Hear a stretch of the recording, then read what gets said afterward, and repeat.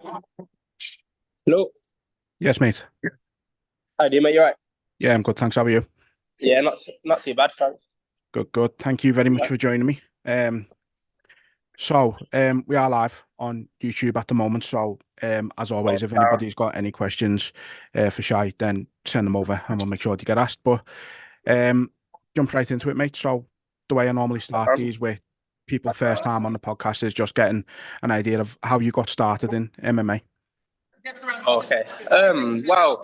To be fair, I've always been getting into fights from a kid and that stuff. Really, to be honest, because I've still got I've got a speech impediment, so I've got when I was younger, it was a lot worse.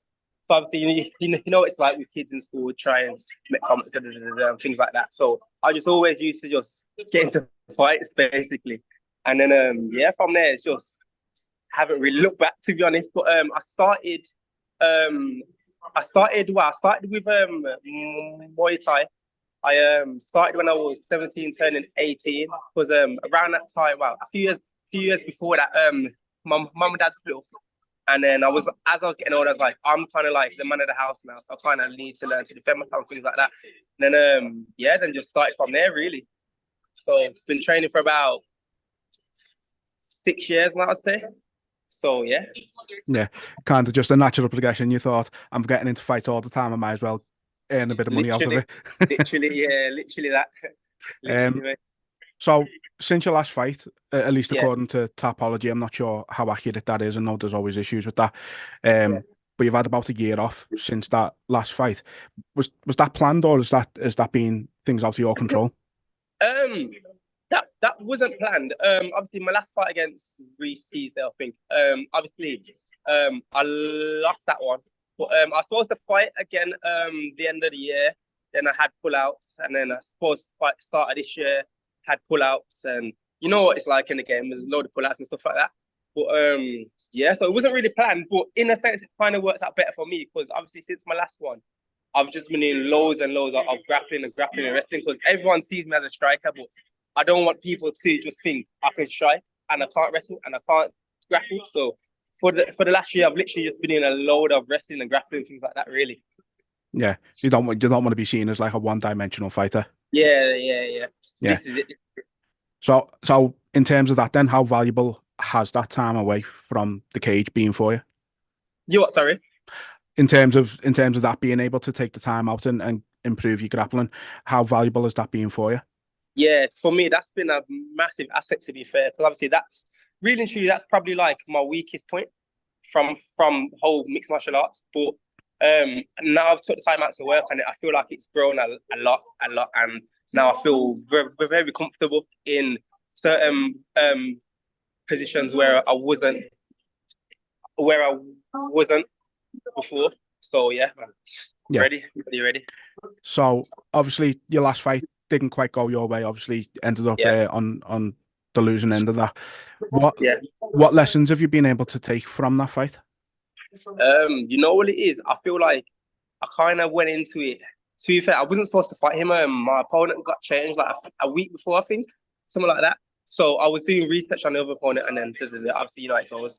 But yeah, I feel like it has helped me a lot. To be fair, I think that it's opened my eyes a bit because obviously before that fight, I hadn't lost since my first ever fight. So I've just been winning. You know, when you get a bit confident, a bit cocky, getting a bit arrogant, as they say. But yeah, so it kind of humbled me a bit. So I'm happy I had it. And obviously, um, being amateur is about lessons and experience anyway. So I'm not really fussed about the losses, to be honest. But yeah, so it has helped me a lot, to be fair. Yeah. Yeah, as everybody always says, it's all about the experience as an amateur, isn't it? So I Yeah, think, yeah, you know, being able to suffer a loss and go through that as an amateur, I think is yeah, actually quite important. Um, yeah. Obviously you're still early on in your career. Um, Def- and in the UK at the moment, we're in what people see as one of the best eras of UK MMA in yeah, a long definitely. time. How how good of a position do you feel UK MMA is in right now? It's from what I've seen from other countries, it's pretty much I don't want to say we're the best, but I'd say we're the best from the UK. Like there's a lot of high level amateurs, like amateurs in the UK, like are really high level because obviously we train alongside the pros and things like that as well. So like I do definitely think it's high level, and I think in the next couple of years, once all these amateurs start turning pro, you're gonna really see the big difference. To be fair.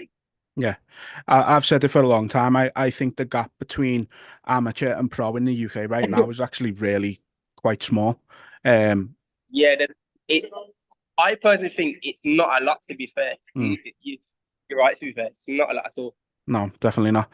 So obviously your upcoming fight is over in Amsterdam, and LFL Yeah. New Talent. How did that Yeah. opportunity come about for you?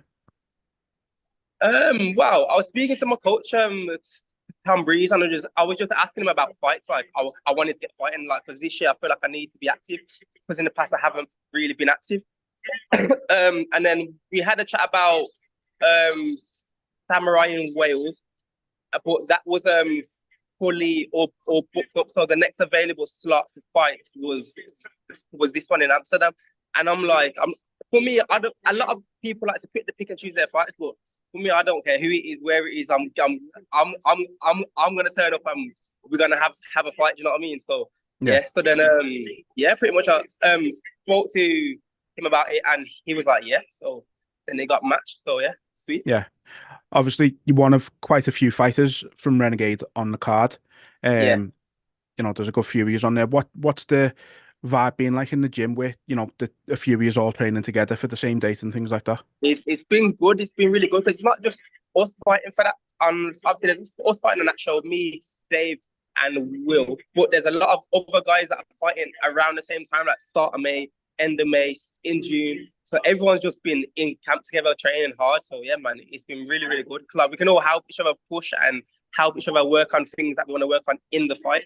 So yeah, it's really been good, to be fair. And in terms of going to a new country, performing for a new audience, you know, a rapidly rising promotion, how excited are you for that? Just a change of scenery? I'm ready. I'm ready. In a sense, I don't want to sound big-headed, but I feel like I'm supposed to be on them stages. I'm supposed to be in front of the big crowds and things like that. So obviously the event is up and coming. So like, I feel like it's setting you up for like the big world title fights in the future as well. So I can't wait, man. I'm excited. Yeah. Can't wait. Renegade at the minute, obviously, you know, you've got a lot of amazing talent in there at the moment. There's you know, absolutely tons happening with Renegade at the moment. Do you think that this is a good occasion, a good opportunity to introduce a wider audience to the talent in Renegade? Yeah, 100%, 100%. Especially as amateur, a lot of us don't really get the recognition until obviously you start turning pro and doing different things. But yeah, I think it's really gonna shine a light on our gym, and especially people from the UK and start to fight abroad, because you don't really see a lot of UK fighters going abroad to fight. You see, but especially as amateur, you see a lot of foreign amateurs coming to the UK to fight. So I feel like the turnaround is good, to be fair. Yeah, I was thinking that myself, to be honest. Like you don't get many chances as an amateur, especially to go abroad and test yourself against different opponents. So you know, shout out to LFL for putting something like that together. Have you had a chance to see anything and see much about your opponent? I know he's a black belt in karate. I've watched one or two things, but can't really find much, to be fair. But I'm not fussed anyway, because as I'm confident in my ability, and as long as I know how I fight, how I know I can fight, I'm sweet with anybody. I personally think. Yeah, is that always your outlook on it? You just concentrate on yourself rather than your opponent? Yeah, because as I say, everyone's got a plan until they get punched in the face, haven't they? So, you know what I mean? It's a big difference when you're in there and you're in front of somebody. Obviously, it's nice to have a plan and what things you want to do, but a lot of the times, it doesn't really happen like that. Do you know what I mean? Yeah. So, obviously, there's things I do want to do in the fight, but we see if the fight allows me to do them things, if you get me. Yeah, absolutely.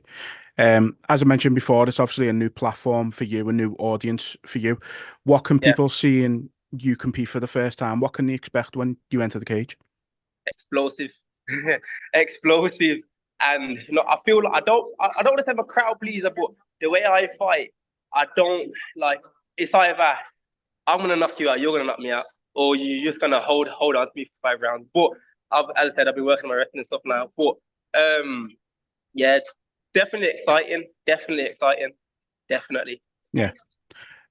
Is this just a one fight deal with LFL, or has this got the potential to lead into more? Well, we haven't really spoke anything about any more upcomings as such, but I do believe once I get on there and I showcase my ability, then they're definitely gonna have me back on there again. Like, so I think they've got an event coming up again towards the end of the year. I think October time. I'm not sure. Don't quote me on that.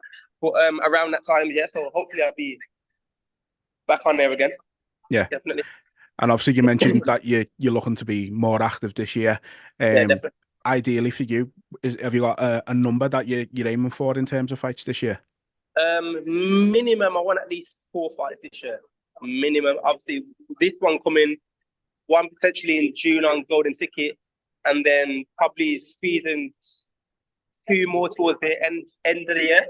So ideally about like minimum 4, but if more comes, then obviously I'll be super happy with that. Yeah. And lastly, then before we finish up, just if you want to give a shout out to your coaches and your teammates at Renegade. Yeah, definitely shout out everybody at Renegade, man. Helping me through the camp. We've been in the trenches, putting the work in. So yeah, man. Everybody, literally, there's not even 1 or 2 people I can point out, because everyone helps each other in the gym, from the amateurs up to the pros. So yeah, man. Literally everybody there at the gym. So yeah, man. Big up everybody. No, it's it's great to see talent at your level, at an amateur level, getting a great opportunity like this. And hats off to the team at Renegade, because obviously they're producing killers left, right, and centre at the moment, and obviously you're part of that. So, thank you for your time, Shy. I really appreciate it. Can't wait to see it in action. Later this month, it's going to be explosive, as you say. Definitely. Right, well, take it easy, mate. Thanks for your time. I know, mate. Thanks. Have a good one. You too. Cheers.